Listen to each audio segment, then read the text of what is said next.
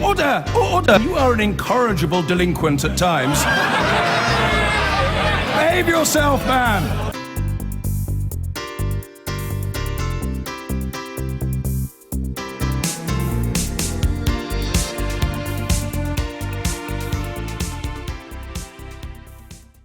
The Labour leadership election has come down to a battle between two men, but it was the role and treatment of women that was top of the agenda in today's exchanges, after more than 40 women Labour MPs wrote to Jeremy Corbyn, demanding he do more to tackle threats being made by some of his supporters.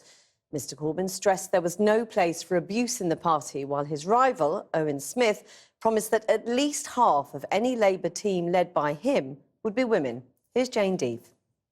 The next Labour leader and the next Prime Minister, Jeremy Corbyn. Taking to the stage in Salford, the man under attack from rebel MPs got a rock-star welcome from his rapturous faithful. But he had, again, to tackle claims he's failed to stop some supporters bullying his opponents.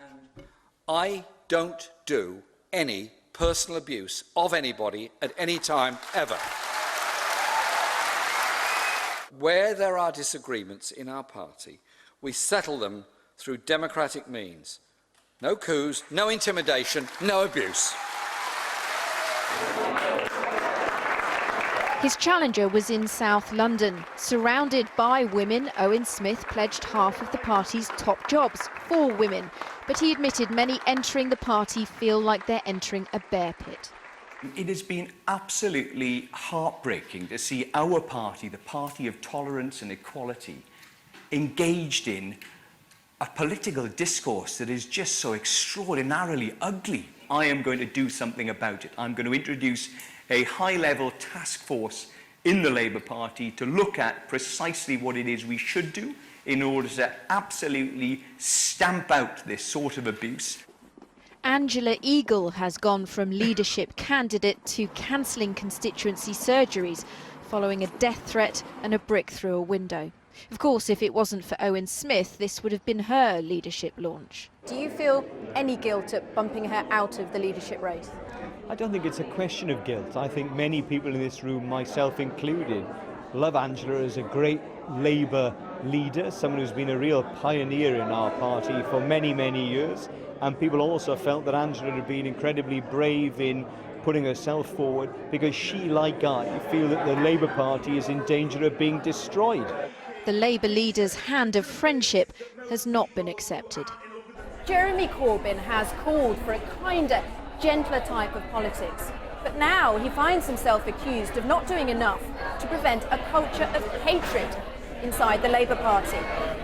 44 of his female MPs have written him an open letter saying that as his critics they've suffered death and rape threats, smashed cars and bricked through windows.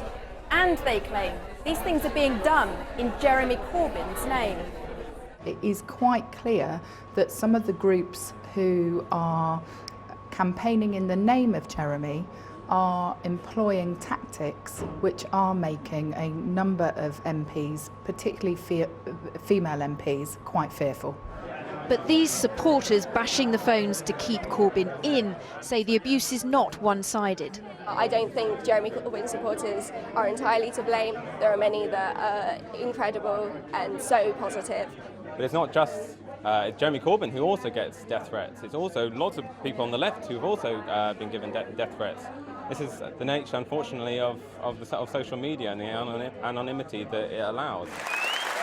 As well as rapture, you can expect more rancour before Labour chooses its leader in September. Jane Deeth reporting there. I've been getting away with it all my